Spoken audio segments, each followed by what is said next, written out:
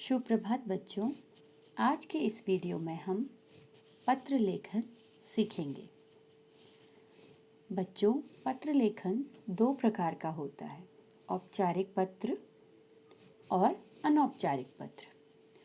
औपचारिक पत्र वह होते हैं जिन्हें हम अपने से किसी बड़े ओहदे वाले इंसान को लिखते हैं और अनौपचारिक पत्र वह होते हैं जिसे हम अपने सगे संबंधियों को लिखते हैं, जैसे दीदी को, भैया को, दादा को या नानी को, मामा को, मौसी को आदि।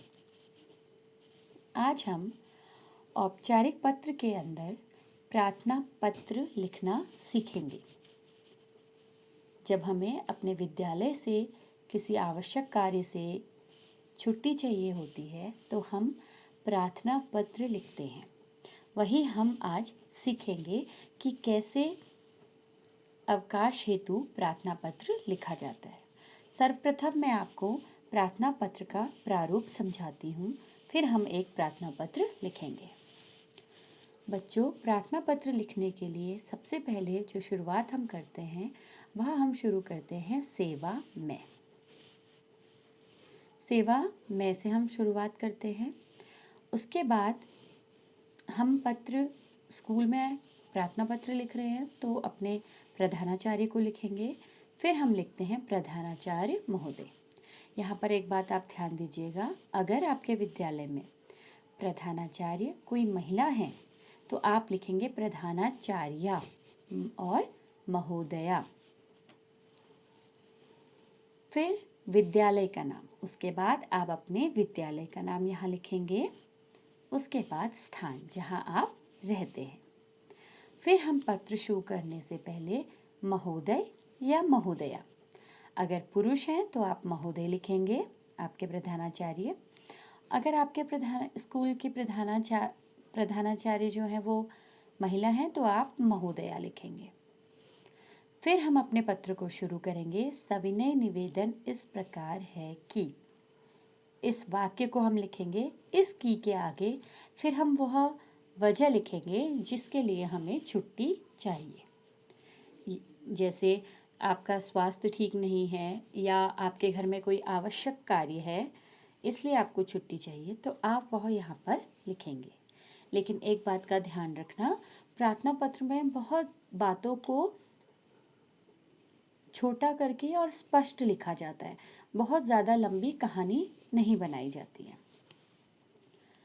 फिर आप धन्यवाद प्रकट करेंगे, धन्यवाद लिखेंगे यहाँ पर।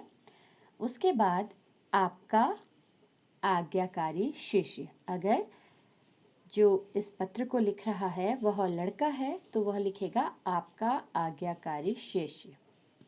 अगर लड़की है तो वह लिखेगी आपकी आज्ञाकारी शिष्या। फिर आप अपना नाम लिखेंगे, अपनी कक्षा और यहाँ पर दिनांक लिखेंगे। यह प्रार्थना पत्र का प्रारूप है। हम जब भी प्रार्थना पत्र लिखेंगे इसी प्रारूप में लिखेंगे। तो चलिए एक प्रार्थना पत्र हम लिखते हैं, समझते हैं कैसे लिखा जाता है।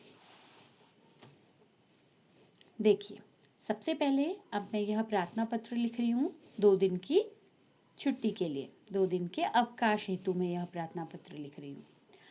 तो सबसे पहले मैंने शुरुआत की है सेवा में।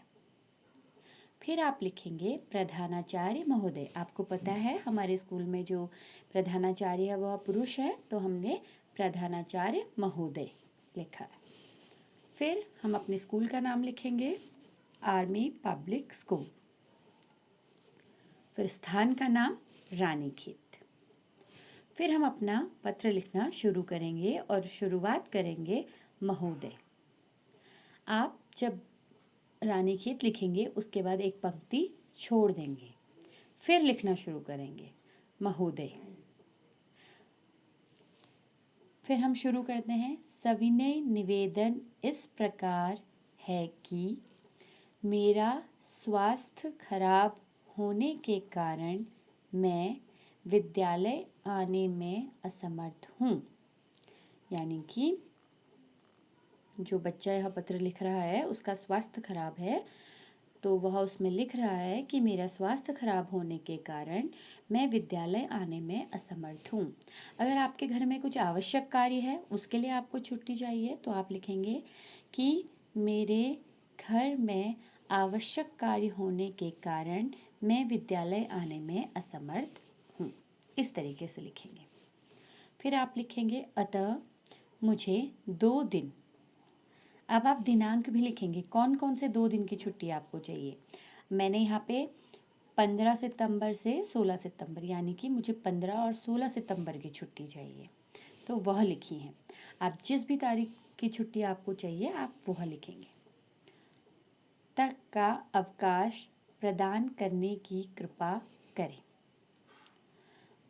देखिए, हमने बिल्कुल स्पष्ट बात इसमें कही है कि हमें छुट्टी क्यों चाहिए और कौन से दिनांक की हमें छुट्टियां चाहिए, वो भी हमने इसमें लिख दिया है।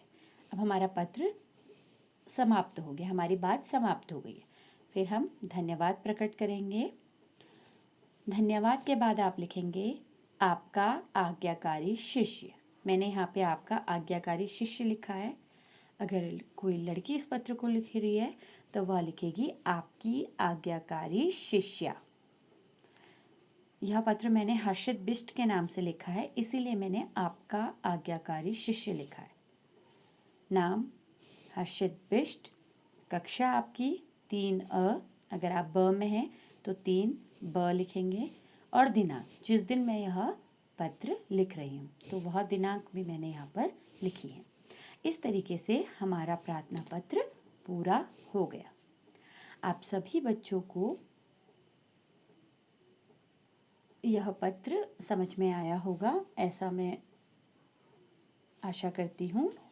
अब आप सबसे मेरा निवेदन है कि आप सभी इस वीडियो को ध्यान से देखें और देखने के बाद इस प्रार्थना पत्र को अपनी उत्तर पुस्तिका में सुंदर लेख में लिखें।